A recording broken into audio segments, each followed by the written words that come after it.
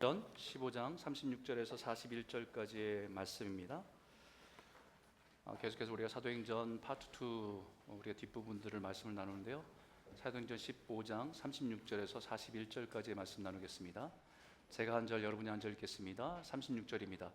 며칠 후에 바울이 바나바더러 말하되 우리가 주의 말씀을 전한 각 성으로 다시 가서 형제들이 어떠한가 방문하자 하고,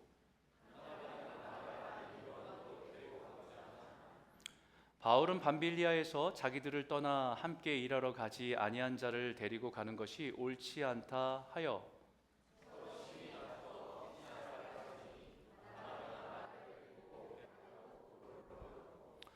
바울은 신라를 택한 후에 형제들에게 주의 은혜에 부탁함을 받고 떠나 수리아와 길리기아로 다니며 교회들을 견고하게 하니라.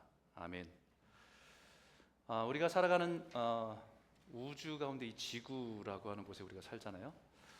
우리가 이 지구에 살 때 여기에는 보이지 않는 힘이 있습니다. 우리는 그 힘, 작용하는 힘 사이에 우리는 살아가고 있는데 그 힘 중에 하나는 지구 중심으로 끌어다니는 중력이 있고요. 또 하나는 지구의 자전을 통해서 이게 밖으로 튀어나가려고 하는 원심력이 있습니다. 우리가 느끼든 못 느끼든 우리는 이 힘 사이에 존재하는 거예요. 그래서 이 지구상에 있는 모든 물체는 이 중력과 원심력의 균형 속에서 존재하고 있는 겁니다. 만약에 어느 날 이 두 힘 중에서 중력이라고 하는 것이 깨져서 없어진다, 멈춘다 라고 하면 이 세상의 모든 존재하는 것들은 아마 우주 밖으로 다 튀어져 나갈 거예요. 그 어둠 속으로 다 튀어져 나가는데 이 땅에서 너무 소중한 것들이고 귀한 것들인데 우주에 다 나가버리면요 그냥 먼지에 불과한 것들이 돼요. 아무 의미가 없죠. 여러분, 우리들의 마음에도 중력과 원심력이 있다는 거 아십니까? 우리의 마음은 똑같지 않아요. 무엇인가에 이렇게 이끌림을 받습니다. 우리의 마음이 어디론가, 우리 마음이 어디로 이끌려 가느냐에 따라서 우리의 삶도 거기에 맞추어서 삶의 모습이 나타납니다. 마치 우리가 지구의 중심으로 이끄는 중력과 지구 자전에 의한 원심력 사이에 존재하고 있듯이 우리의 마음도 영적인 중력과 영적인 원심력 사이에 있습니다.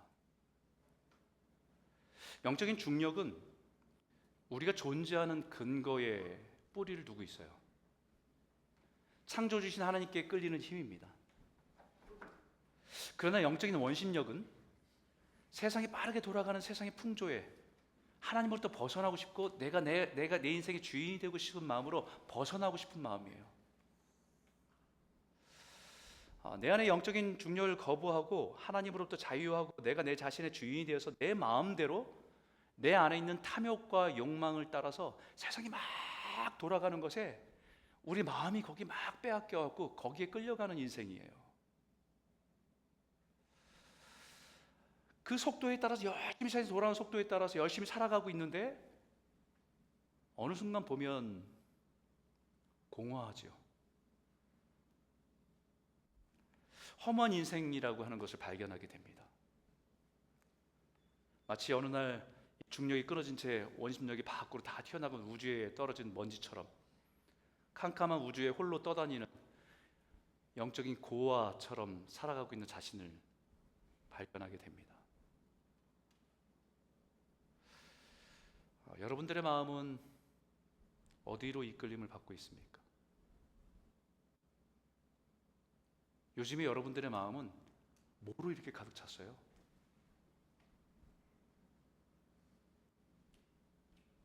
우리가 살아가 24시간 동안 살아가면서 우리들의 마음이 막 뭔가 이렇게 막 끌려가고 있잖아요. 영적인 중력인 하나님께로 더 가까이 나아감으로 그 안에서 누리는 영적인 안정감을 가지고 살아가고 있습니까? 아니면 세상이 막 빨리 돌아가는 것에 우리 눈에 보이는 것들을 너무 가지고 있고 소유하고 싶고 그것이 필요하고 막 이것에 우리 마음들이 다 빼앗겨서 그 원심력에 이끌려 살아가고 있습니까? 아니면 그 영적인 중력과 원심력 사이에 아슬아슬하게 균형을 이루면서 살아가고 있습니까? 한번 여러분 스스로 한번 여러분의 마음에 질문을 해보세요. 여러분, 우리의 마음은 중립적이지 않아요. 우리 자녀들 키우면 새 아이들을 볼 때 우리 부모의 마음이 3분의 1, 3분의 1, 3분의 1 이렇게 안 됩니다. 누가 아프면 그 마음이 그 아이에게 더 쏟아가요. 누가 좀 어려움이 있으면 그 마음이 거기다 다 쏟아갑니다. 우리 마음은 늘 이렇게 이끌림을 받거든요. 어디론가 반드시 마음은 이끌리게 되어 있습니다. 내 마음에 드는 물건 하나, 여기에 내 마음이 꽂혀도요, 우리 마음에 온통 그 생각으로 그거 살 때까지, 그거 소유할 때까지, 포기하기 전까지 우리 마음은 거기 막 끌려가요. 어떤 사람을 내 마음에 딱 두면 그때부터 그 사람의 온 마음이 다 빼앗겨 버립니다. 그런데 오늘 우리가 읽은 본문을 통해서 만나는 사도 바울과 바나바의 마음이 이끌리는 곳은 너무 분명했습니다. 36절인데 다시 한번 읽어보겠습니다. 시작. 며칠 후에 바울이 바나바더러 말하되 우리가 주의 말씀을 전한 각성으로 다시 가서 형제들이 어떠한가 방문하자 하고. 여러분, 바울과 바나바의 마음은 자신들이 복음을 전하고 예수 믿게 되고 하나님의 자녀가 된, 하나님의 형제가 된 그 사람들에게 그 마음이 다 끌려가고 있습니다. 그들을 하나님의 마음과 눈물로 품었던 사람들이기 때문에 그들에게는 하나님의 중력, 하나님께로 이끌림 받는 그 중력에 이끌려서 그들에게로 마음이 떠나가지 않고 그들에게 포커스를 맞춰서 그들에게 마음이 다 쏟아지고 있습니다. 우리가 주의 말씀을 전한 각성으로 다시 가서 형제들이 어떠한가 방문하자. 그들에게도 영적인 원심력이 없었던 것이 아니죠. 이들에게도 사도 바울과 바나바에도 자신의 육체를 가지고 있는 삶 속에서 세상의 원심력으로 빨려 들어가는 것이 없었던 건 아니에요. 죽을 고비를 넘기면서 복음을 전한 선교행, 몸이 부서져라 섬기고 실제로 돌에 머리가 깨져서 죽음의 고비를 넘기고 돌아와서 마치 몸이 완전히 회복되지 않은 만신창이 된 그 상태에, 그리고 정신적으로 예루살렘에 가서 일어난 다툼과 논쟁 때문에 아마 스트레스가 최고조에 이른 상태일 겁니다. 이 정도 상태가 되면 조금 쉬고 싶은 마음 없었겠어요?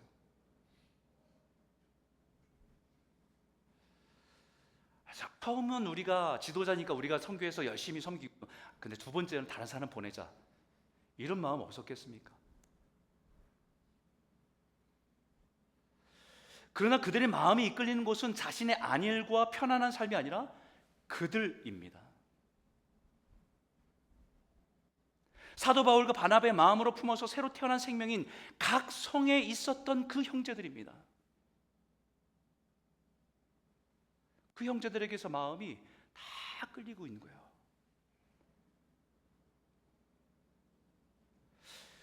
지난주 우리는 한 청년을 세례를 베풀었습니다. 그 청년을 만나면서 하나님이 주신 마음이 있어서 그 청년을 놓고 기도하면서 그런 마음을 주셨어요. 이 청년을 우리에게 주신 것은 우리에게 주신 기회다. 그의 인생에 주어진 기회다. 그래서 우리 젊은 집사님, 제가 작년에 제자 훈련하면서 함께 세웠던 집사님에게 풍성한 삶으로 초대를 한번 같이 나누고 한번 복음으로 교제해 보라고, 그래서 그 부탁을 했어요. 그랬더니 그 책을 가지고 그 청년하고 만나서 나누고 복음을 전하도록 부탁했습니다. 본인도 자기 직장이 이제 학교에서 일하니까 직장도 있고 아이들 돌봐야 되고 분주하잖아요. 근데 시간을 매주마다 정해서 밥도 같이 먹고 만나서 복음도 전하고 자기 살아온 이야기도 나누고 그가 살아온 이야기도 듣고 아마 마음을 다해 다 쏟아서 섬겼습니다. 그리고 이제 세례를 받는 것을 결정해서 제가 이제 전화를 해서 집사님 수고 많았습니다. 그동안에. 그랬더니 그 집사님 고백이 마음이 너무 이상하다는 거예요. 이런 마음 처음이라는 겁니다. 뭐라고 표현하기 힘든 그런 마음. 그냥 한 사람을 바라보는 게 아니라 그 사람이 마치 자녀인 것 같은 어떤 이상한 마음.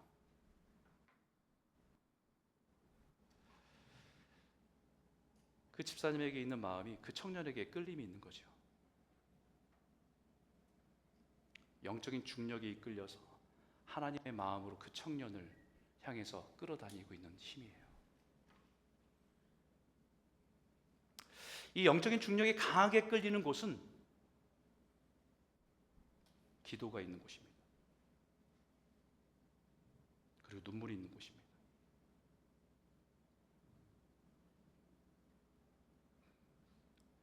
그곳에 하나님의 마음과 눈물이 있는 곳에 영적인 힘으로 끌어다니는 힘이 굉장히 강력해요.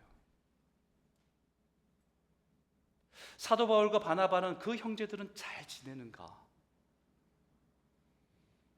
자신들을 돌로 치려고 박해했던 유대인들이 함께 살아가고 있는데 그들이 믿음 잘 지켜내고 있을까? 이런 마음이 보고 싶고 가고 싶어지게 하는 마음입니다. 피를 나는 자식이 자기 자식이 아닌 사람들에게 이런 마음이 있는 예수 그리스도의 복음의 피로 맺어진 형제이기 때문입니다. 우리의 마음은 어디론가 끌려가요. 세상에 이끌리고 있다고 한다면 우리 마음은 무한대로 늘어나지 않거든요. 우리 마음이 캐퍼시티가 있어요. 그럼 이것이 어느 곳에 막 끌려가면 여기는 빈자리가 하나 생겨요. 그게 무관심입니다.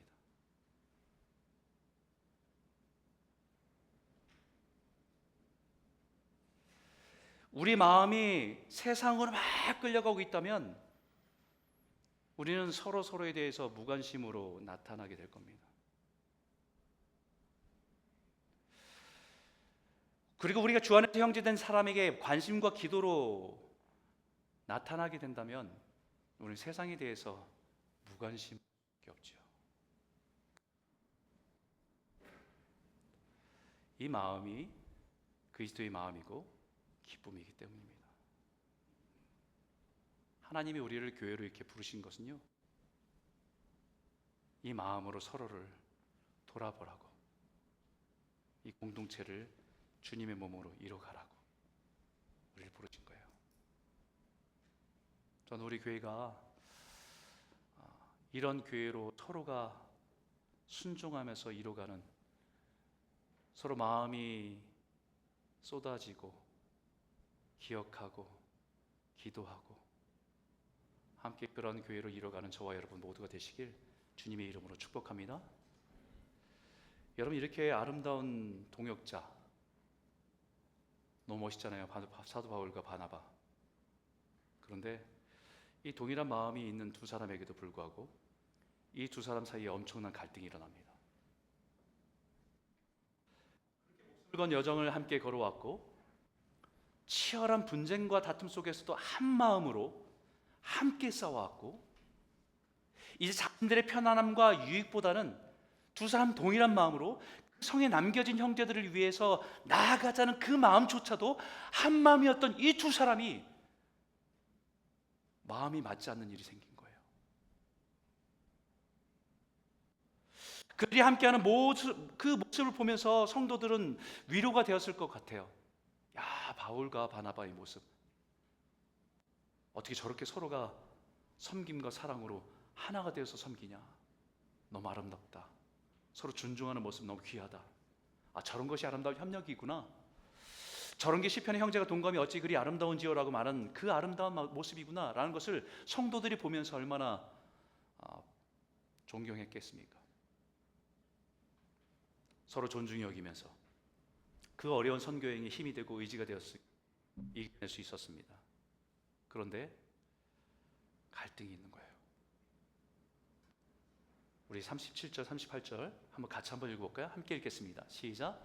바나바는 마가라는 요한도 데리고 가고자 하나 바울은 밤빌리아에서 자기들을 떠나 함께 일하러 가지 아니한 자를 데리고 가는 것이 옳지 않다 하여 이 두 사람이 심하게 다투고 있습니다. 그렇게 하나 됐던 사람이 심하게 다투고 있어요. 근데 그 심하게 다투는 이유가 뭐냐면 이단에 대한 문제가 아니에요. 복음의 변질에 대한 문제도 아닙니다. 신사참배 같은 어떤 복음을 흔드는 우리의 신앙의 중심을 본질을 흔드는 문제도 아닙니다. 두 번째 선교행에 마가, 요한 이 사람을 데리고 가냐 데리고 오지 않느냐, 이 문제로 이렇게 심히 다투고 결국은 서로의 길로 갈라서 버리는 그런 모습을 봅니다. 바나바는 자신의 조카인 마가 요한을 데리고 가자고 하고 바울은 절대 그럴 수 없다고 하는 거예요.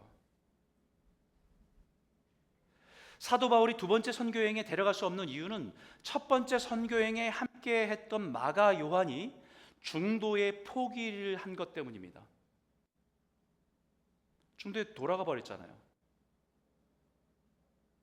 우리가 지난번에 말씀을 나누면서 버가의 지역에 가서 그것이 얼마나 충격이 컸는지, 버가의 지역에 도착했지만 거기서 복음을 전하지 못할 정도로 낙심되고 무너졌어요. 그러다 비시디 안디옥에서 그 안식일이기 때문에 예배드리러 갔다가 거기서 하나님의 은혜를 입으면서 다시 일어나서 믿음으로 일어선 모습을 봤잖아요. 그만큼 힘들었던 겁니다. 첫 번째 선교행이라 다들 너무 힘든 시간이었는데 여러분의 죽을 고비도 많았는데 무슨 이유였는지 마가는 밤빌리아에서 중도에 포기하고 돌아가 버렸습니다. 그럼 마가를 바나바는 데리고 라고 바울은 절대로 그럴 수 없다라고 하면서 다투고 싸우고 있는 것입니다. 그것도 그냥 말다툼을 한 정도가 아니에요. 여기에 39절 40 보니까 서로 심히 다투어 피차 갈라서니 바나바는 마가를 데리고 배 타고 구브로를 가고 바울은 신라를 택하는 형제들과 주 예인의 부탁함을 받아 떠났습니다. 갈라져 버렸습니다. 완전히 찢어진 거예요. 여기에 심히 다투어라는 말은 파럭시스모스라고 하는 단어인데 단순히 말다툼이나 논쟁 정도가 아니라 폭발한 격분이 있었다는 얘기입니다. 이 원어에서 파생된 영어가 뭐냐면 파록시즘이라고 하는 발작 증세라는 단어예요. 그러니까 아주 심한 자기 감정을 컨트롤하지 못해서 그것이 폭발해버려서 감당할 수 없는 다툼들이 두 사람 안에 일어났다는 얘기입니다. 저는 이 말씀을 읽을 때마다 이런 질문이 제 마음에서 떠나지 않습니다. 마가는 선교여행 도중에 왜 포기하고 돌아왔을까? 그리고 바나바는 마가를 왜 끝까지 포기하지 않고 데리고 가려고 한 걸까? 단지 자신의 조카이기 때문일까? 이런 질문에 대해서 많은 성경학자들이 어떻게 생각하는지 주석도 찾아보고 여러 책을 찾아보는데 세 가지 정도로 압축됩니다. 첫 번째는 부잣집 외아들이었던 마가가 무책임하고 나약한 사람이었기 때문에 선교행의 어려움과 그 거침을 견딜 수 없었다. 두 번째는 외삼촌 바나바가 바울의 위치가 바뀌는 것을 개인적으로 수용할 수 없었다. 세 번째는 전도여행에 대한 두려움 때문이었다. 1번과 3번은 상식적으로 쉽게 이해할 수 있는 부분입니다. 1차 선교행이 처음이니까 너무 힘들다 보니까 감당할 수 없어서 중도에 포기하고 돌아가 버렸다. 그래서 사도 바울이 생각할 때는 정말 중요한 선교 여행에 그런 나약한 마음으로 나약한 정신을 가지고 있는 이 사람을 데려갈 수 없다라고 하고 함께 할 수 없다라고 하는 것 충분히 이해가 됩니다. 그런데 이번은 사도 바울의 입장에서가 아니라 마가의 입장에서 중도에 돌아간 이유에 대한 거입니다. 사촌형 바나바와 바울의 위치가 바뀌는 것을 개인적으로 수용할 수 없어서였다. 이 부분에 대해서 한 번도 생각해 본 적이 없어요. 그래서 다시 한번 공간복음화 사도행전을 쭉 읽어가면서 마가 요한의 입장에서 생각을 해봤습니다. 마가의 가정에서는 아버지보다 어머니가 더 유명합니다. 사도행전 12장 12절에 그 가정에 대한 소개를 하고 있는데 이렇게 소개하고 있어요. 같이 읽겠습니다. 시작. 깨닫고 마가라는 요한의 어머니 마리아의 집에 가니 여러 사람이 거기에 모여 기도하고 있더라. 여러분, 이미 이때는 마가의 아버지가 계시지 않은 가정의 어머니 마리아의 집으로 소개합니다. 초대교회의 스데반의 순교로 시작해서 대대적인 박해가 시작되었을 때 이 말씀이 있는 겁니다. 예루살렘 교회의 지도자였던 야고보를 잡아다 칼로 처형하고 교회의 지도자였던 베드로를 잡아다가 옥에 가두는 상태에 있는 시점입니다. 그때 천사가 극적으로 베드로를 목에서 이끌어내서 베드로가 정신을 차리고 보니까 어느덧 마가 요한의 어머니 마리아의 집에 오게 되었는데, 그곳에서 성도들이 베드로를 위해서 열심히 기도하고 있는 장면에 있는 말씀이에요.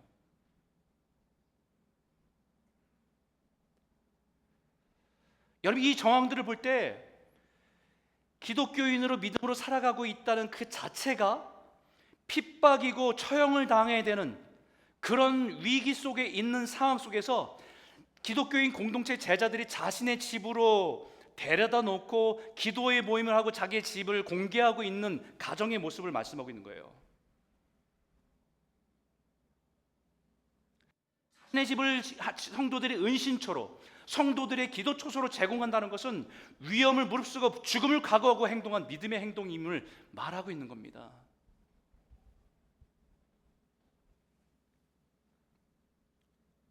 사실 이 집이, 이 가정이 그와 같은 역할을 하는 것은 사실 이번이 처음이 아니에요. 처음 시작은 이때부터입니다. 마가는 자신의 마가복음에 자신이 기록한 성경에 살짝 자기 아버지의 모습을 끼워 놨는데요, 여기에 이런 말씀이 있습니다. 제가 읽겠습니다. 예수께서 제자 중 둘을 보내셔 가라사대 성내로 들어가라. 그리하면 물 한 동이를 가지고 가는 사람을 만나리니 그를 따라가서 어디든지 그의 들어가는 집주인에게 이르되, 선생님의 말씀이 내가 내 제자들과 함께 유월절을 먹을 나의 객실이 어디 있느냐 하시더라 하라. 그리하면 자리를 베풀고 예비된 큰 다락방을 보이리니 거기서 우리를 위하여 예비하라 하신대, 제자들이 나가 성내로 들어가서 예수님의 하시던 말씀대로 만나 유월절을 예비하니라. 예수님께서는 마지막 유월절에 십자가의 죽음을 준비하시기 위해서 찾은 집이 바로 이 집입니다. 그 집주인을 소개하고 있는데 오이코데스 포데스라고 하는 집주인 남자를 표현하는 단어입니다. 그 집주인의 남자 가장입니다. 마가의 아버지죠. 이름은 기록되지 않았지만 예수님의 마지막 만찬을 준비한 큰 다락방, 마가 다락방이라 불리는 그 집을 소유한 집주인이 바로 마가의 아버지입니다.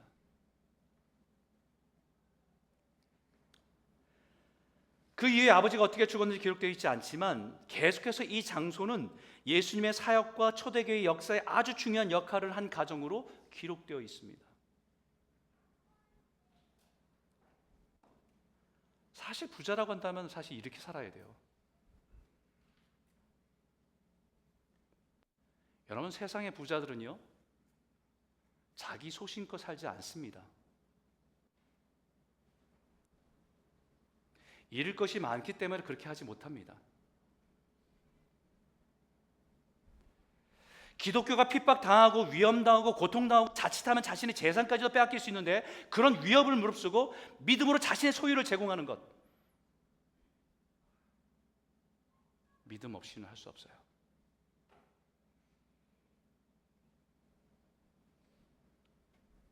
마가의 부모는 믿음으로 살았던 분입니다. 다시 말하면 예수님과 누구보다도 가깝고 관계가 깊은 믿음의 가정이란 말씀이에요. 예수님의 최후의 만찬을 준비한 마가 다락방을 제공한 집도 이 집이고, 부활하신 주님께서 두려움을 떨고 있는 제자들을 찾아오셔서 마지막 유언을 부활하신 모습으로 제자들 만나서 마지막 유언을 남긴 그곳도 이 가정이고, 부활하신 주님께서 두려움에 떨고 있는 제자들 찾아오셔서 부활의 증거를 보여주신 곳도 이곳이고, 예수님의 부활 승천하신 후에 120명의 제자들이 모여서 기도하면서 함께 모여있던 성령의 강림이 일어난 가정도 이 가정입니다.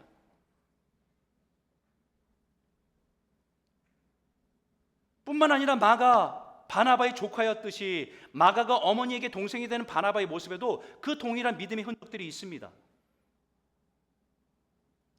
사도행전 4장에 보게 되면 구브로에서 난 르족 사람이 있으니 이름은 요셉이라 사도들이 일컬어 바나바라 번역하면 위로의 아들이라 하니 그가 밭이 있음에 팔아 그 값을 가지고 사도들의 발 앞에 두니라.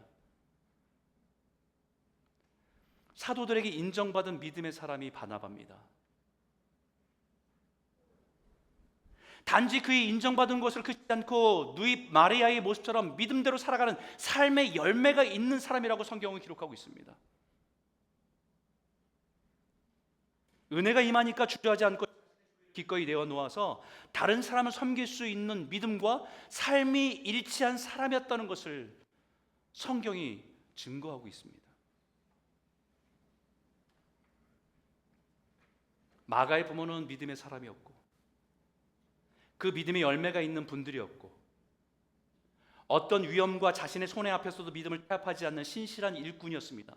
게다가 그들의 조카 마가의 삼촌뻘인 바나바도 그와 같은 신실하고 영향력 있는 가족이었다는 거죠.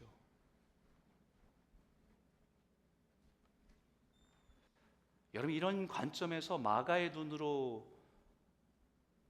바울을 보면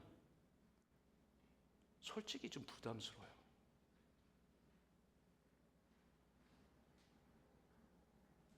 자신의 집안과 예수님과의 관계를 생각해 보면 바울의 존재를 인정하기가 좀 어려울 겁니다.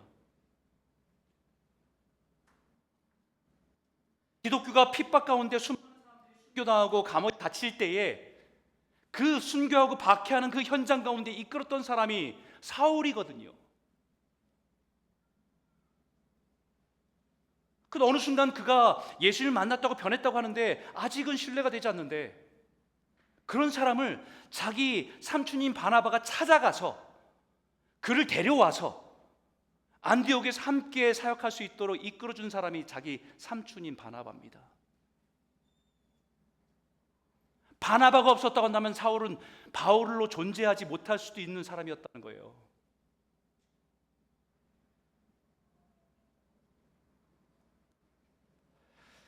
그런데 어느 순간서부터 교회 안에서 리더십이 변하기 시작합니다. 자기 삼촌 바나바보다 바울이 더 인정되는 거예요.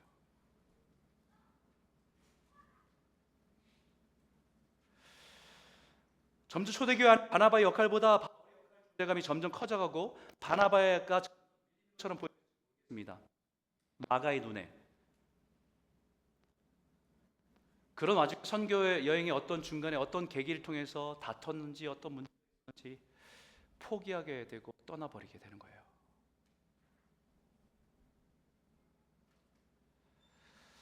그런 의미를 생각해 보면 사촌형 바나바와 바울의 위치가 바뀌는 것을 개인적으로 수용할 수 없었다.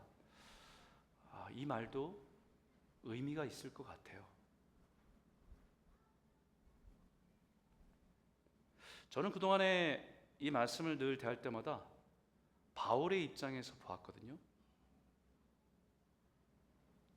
바나바 마가의 입장에서 단지 자신의 친척을 감싸고 도는 것처럼만 이해됐고요. 중도에 포기한 이런 실패자이지만 가족이니까 한 번 더 기회를 주자고 하는 바나바의 주장이라고 생각했습니다. 그러나 한 사람의 실패와 연약하면은 약함이 있다는 것을 깨닫게 됩니다. 저 또한 충분히 그럴 수 있는 사람입니다. 보여지는 것, 그것을 가지고 판단해요.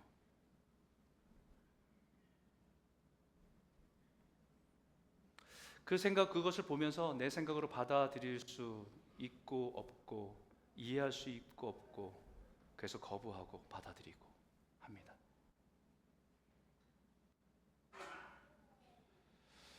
우린 그런 한계를 수많은 실수를 하고 살아가는 게 우리 인생인 것 같아요. 때로는 그것 때문에 그 판단으로 누군가를 판단해서 상처를 주기도 하고 내가 상처를 받기도 하고 그러면 살아가는지 모르겠습니다. 안타깝게도 사도 바울과 바나바도 이런 이견 차이로 인해서 다퉜을 뿐만 아니라 완전히 결별해버리죠. 이런 모습은 우리 인생에서 흔히 일어나는 일들이에요. 아니, 우리가 신앙생활하다 보면 흔히 볼 수 있는 일이기도 합니다. 나는 하나님께 주신 일들을 하다가 보니까 일어날 일들입니다. 자신이 보는 관점에서 그 견해에서 이해할 수 없는 일들을 마주할 때 갈등이 일어나고 다툼이 일어나기 때문이죠. 사실 이것이 이민교회의 역사입니다. 여러분들이 이민사회에서 신앙생활을 하시면서 늘 경험했던 일이기도 해요. 그렇게 한 교회에서 형제자매처럼 지내던 사람들이 어떤 문제가 발생하면 갈등하고 싸우다가 떨어져 나가고, 그렇게 해서 또 다른 교회가 또 하나 태어나기도 하고, 또 거기서 또 갈등하고 싸우고, 또 교회가 또 세워지기도 하고.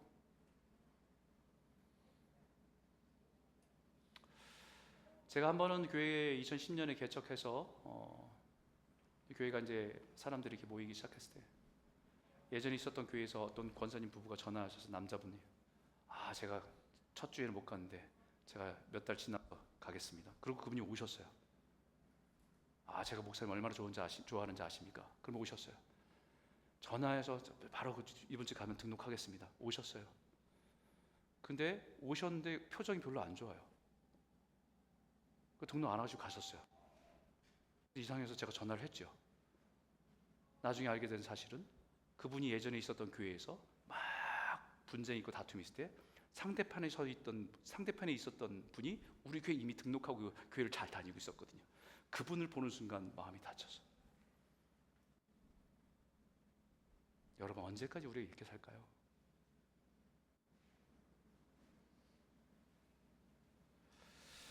그런데 감사한 것은 우리의 다툼과 해와 깨어짐과 같은 우리 인생의 불순물들을 우리는 늘 만들어내면서 살지만, 하나님께서는 그가 한 것을 만들어 가십니다.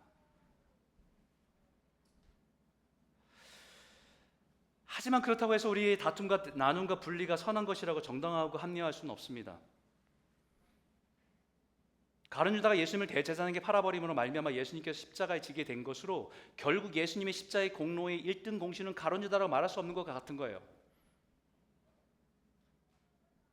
하나님은 합력하여 선을 이루신다는 말은 모든 악한 일 가운데서도 하나님께서는 하나님의 백성을 향해서 선한 열매를 얻도록 이끌어 가신다는 의미이지, 모든 악이 선을 이루게 됐다는 말이 아니라는 거지요.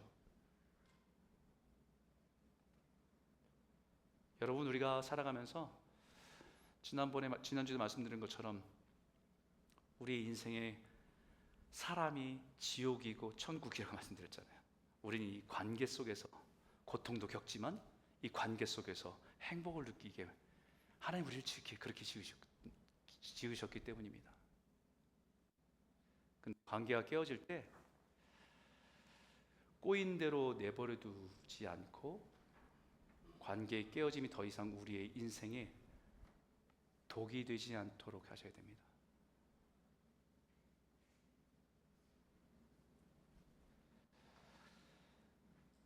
이 관계 깨어짐의 독은 마치 암과 같아서 우리 영적인 삶을 다 파괴해요, 여러분.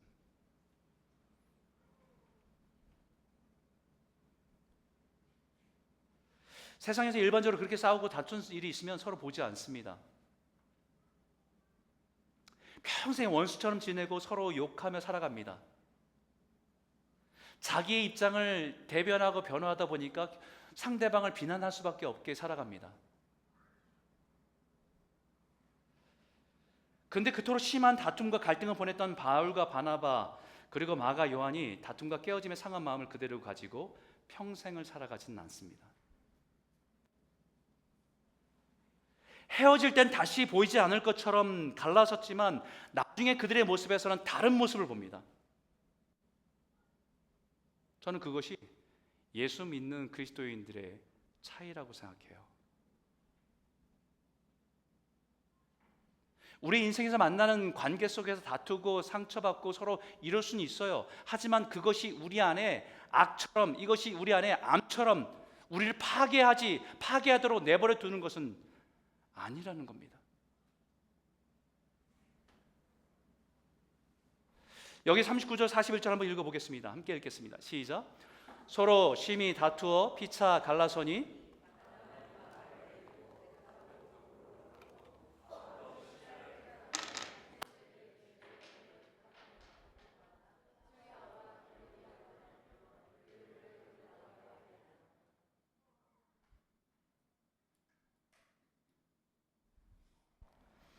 심한 다툼으로 피차 갈라서서 다른 길을 갑니다.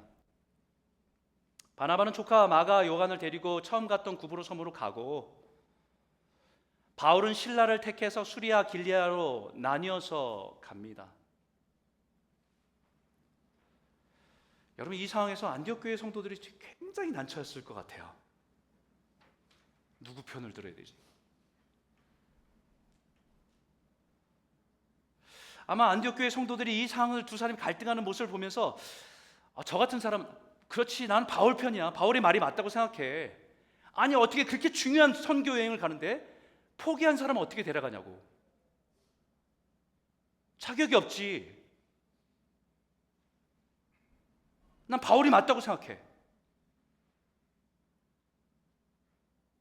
그런 사람이 있는가 반면에, 그래도 우리 그 바나바가 아니었으면 바울도 잊지 못한 사람이지.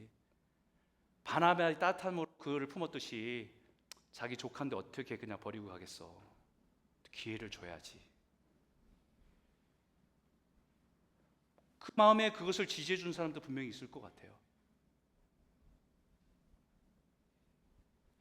갈등과 다툼의 상황 속에서 우리는 우리 감정이 우리를 이끌어갈 때가 많습니다.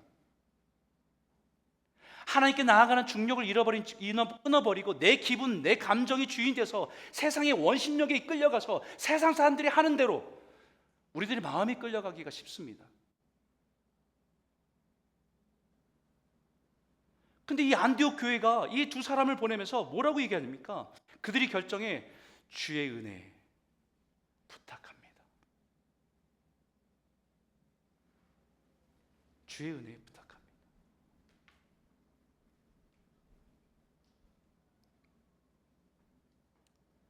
주님의 은혜는요, 우리의 감정이 주인 돼서 우리를 막 밖으로 끌어가지 않도록 우리를 주님께로 끌어다니는, 주님께로 끊어지지 않도록 우리를 끌어다니는 중력과 같은 거예요. 예배하는 자리에, 기도하는 자리에.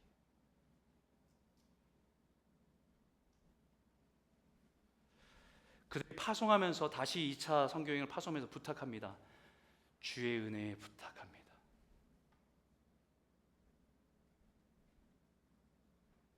내 가정, 내 감정, 내 기분의 주인이 되고 왕이 되지 못하도록 하나님께 더 가까이 나아가 주님이 주시는 은혜에, 주의 은혜를 따라 살아가도록 부탁한 겁니다.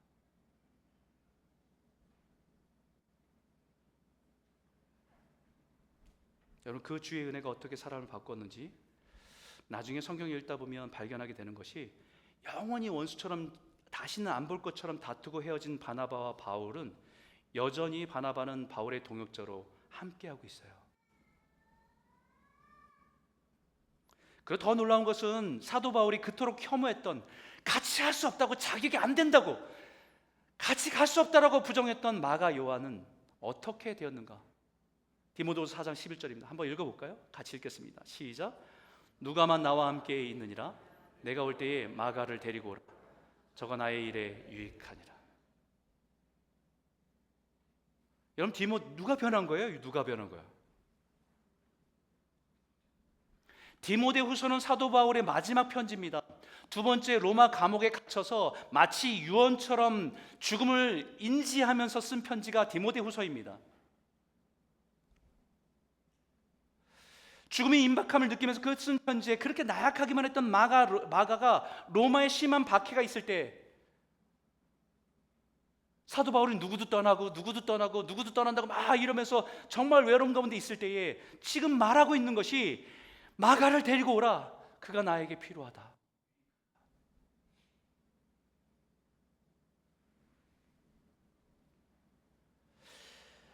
마가는 바울 곁에서 남아서 바울이 의지하는 사람으로 변화된 거지요.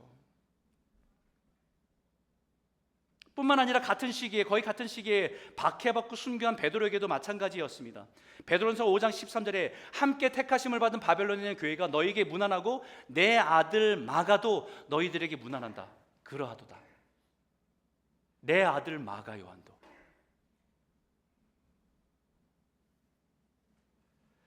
핍박으로 위험 가운데 있는 베드로를 마가는 떠나지 않고 함께 있어준 신실한 사람으로 남아 있는 거예요.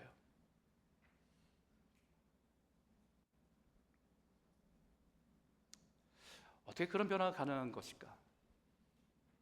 그 어긋나고 깨어졌던 관계, 용서와 용납이라고는 하나님의 은혜를 경험했기 때문이에요.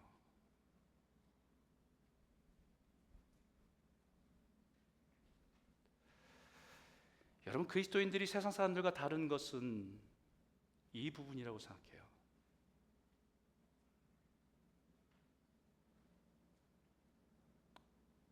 우리도 서로 다른 것 때문에 다툴 수 있고 갈등할 수 있고, 우리는 또 때로는 벌어지고 갈라지고 서로 헤어질 수 있어요. 하지만 내 삶을, 내 생각과 내 마음을 감정에 던져주지 않고 은혜에 부탁해야 돼요. 주님, 다스려 주십시오.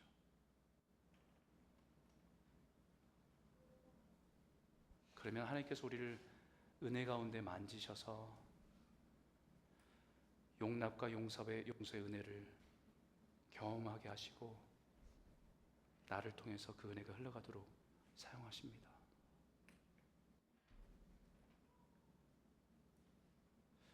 예수 믿으면 좀 뭔가 끝에서는 좀 달라야 되지 않겠어요?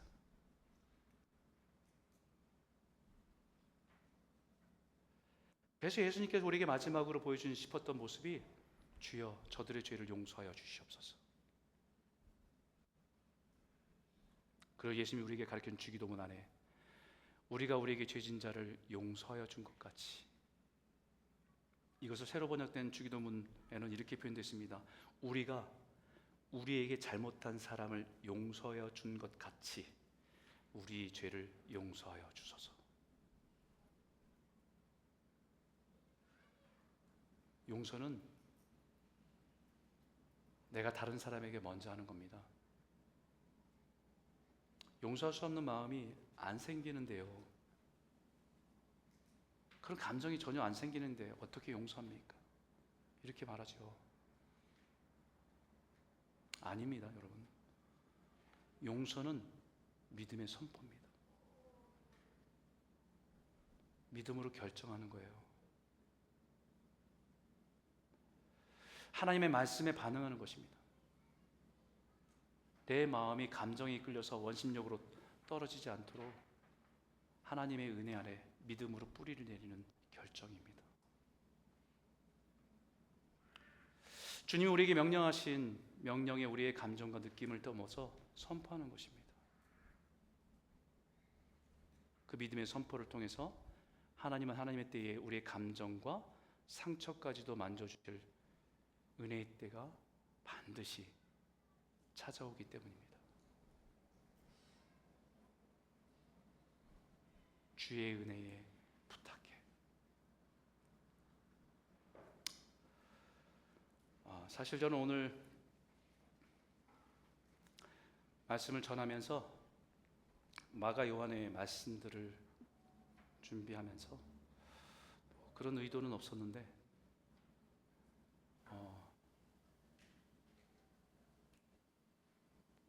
한 분이 계속 제 마음에 생각이 났어요. 지난주일 예배 드리고 들어가서 한국에 이제 우리 장로님과 권사님이 지금 한국에 나가 계시지 않습니까? 내 마음이 계속 생각이 나는 거예요. 그래서 전화를 드렸죠. 보이스톡으로 전화를 드렸어요. 여러분 잘 아시다시피 우리 백정노님이 테토남이잖아요. 그죠? 경상도 테토남.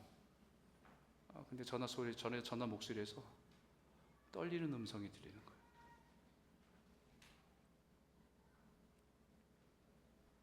무슨 일이 있구나.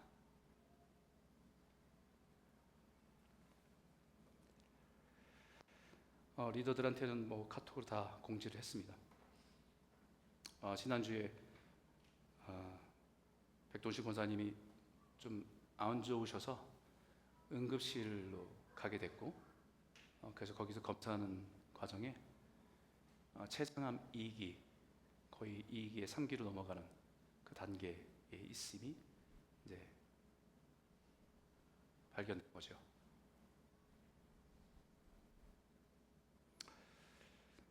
그래서 전화를 통화하면서 같이 좀 기도하고 또 하나님께서 어떻게 인도하실지 구합시다. 백도식 원사님은 담대하게 말씀하시고 하는데 우리 장로님이 굉장히 많이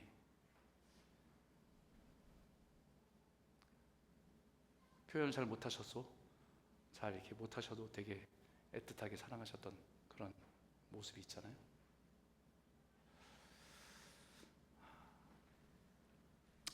오늘 말씀을 준비하면서 저에게는 그분들은 마가 요한과 같은 가정입니다. 개척서부터 시작해서 많은 것이 힘들고 어려울 때도 곁에 서 있어 주셨고 믿어주셨고, 제가 할 수 없는 부분에도 먼저 다가가서 또 섬겨주셨고,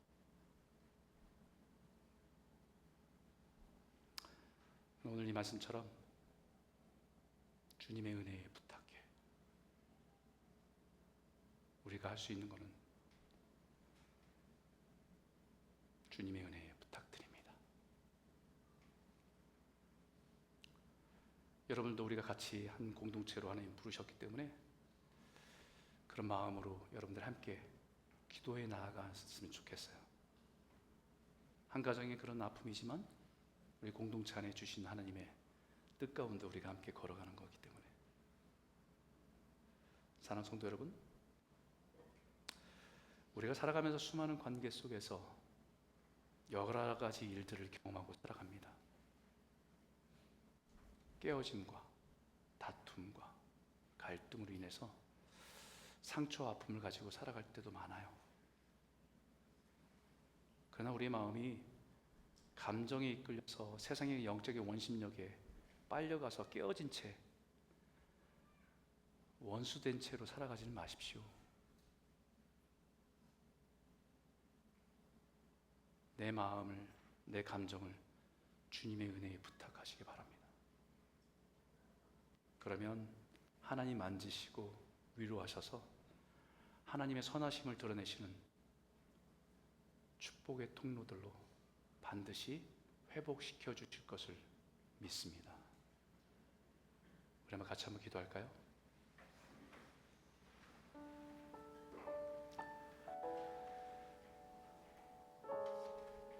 때 이렇게 기도했으면 좋겠습니다. 하나님, 우리들의 마음이 세상의 풍조를 따라서 돈과 쾌락과 즐거움에 끌려가지 않게 하여 주십시오. 오직 주님의 마음이 있는 곳에 우리들 마음이 더 한 걸음 더 한 걸음 나아가길 원합니다.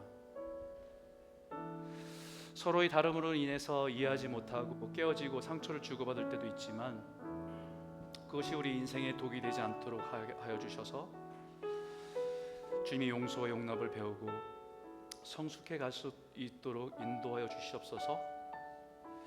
우리의 부족함과 깨어짐을 주님의 은혜에 부탁드립니다. 우리를 사랑으로 붙들어 주시고 은혜로 새롭게 하시고 변화되게 하여 주시옵소서. 지금은 우리의 모습이 너무나 연약해서 미숙한 모습도 많지만 우리 인생을 마칠 때는 주님을 많이 닮은 성숙한 모습으로 설 수 있도록 도와주십시오.